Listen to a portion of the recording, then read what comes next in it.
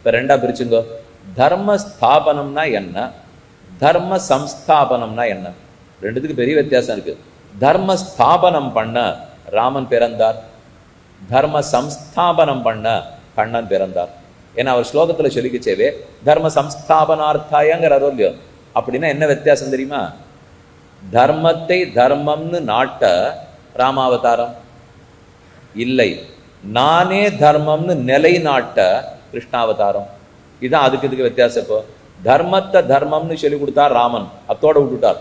சந்தியாவந்தனம் பண்றது தர்மம், அமாவாசை தர்ப்பணம் பண்றது தர்மம், உண்மை பேசுவது தர்மம், ஒரு மனைவியோடு வாழ்வது தர்மம், எதிராளிக்கு கையில ஆயுதம் இல்லைன்னா கூட இன்னைக்கு போயிட்டு நாளைக்கு வான்னு சொல்லி அனுப்புறது தர்மம்.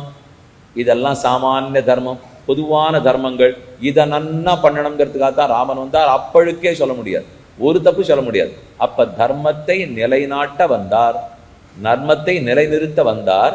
அப்படி வந்திருக்கிற சமயத்தில் இந்த பொதுவான தர்மங்களை நிலைநாட்டுறவர் வண்ணாம்பேச்ச கேட்டார்தான் பட்டிமன்றம் வருது.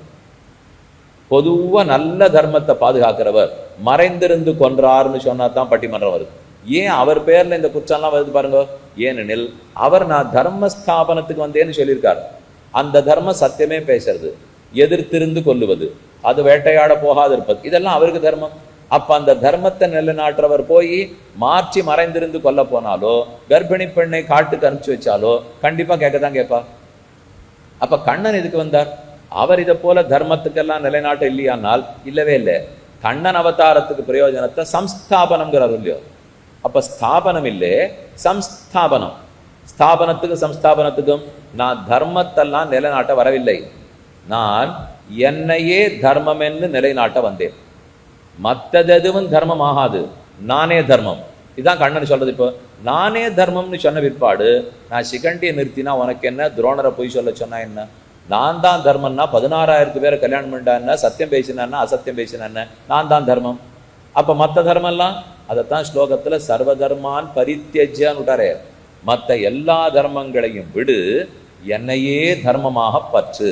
அப்ப சம்ஸ்தாபனத்துக்கு கண்ணன் பிறந்தார். எப்ப அவர் நான் சொன்னதுதான் முக்கியம்னு சொல்லிட்டாரோ அப்புறம் ஏன் நீதிமன்றத்துக்கு போறா? எதுக்கு வழக்காடு மன்றம் வரப்போறது? வரவே வராதே. அவர் அதுக்கு இடமே கொடுக்கல பாருங்க. நான் எத்த சொல்லியிருக்கேனோ என்னை தர்மம்னு சொல்லிக்க வந்தேன்னு விட்டால் கண்டிப்பா கிருஷ்ணம் தர்மம் சனாதனம்.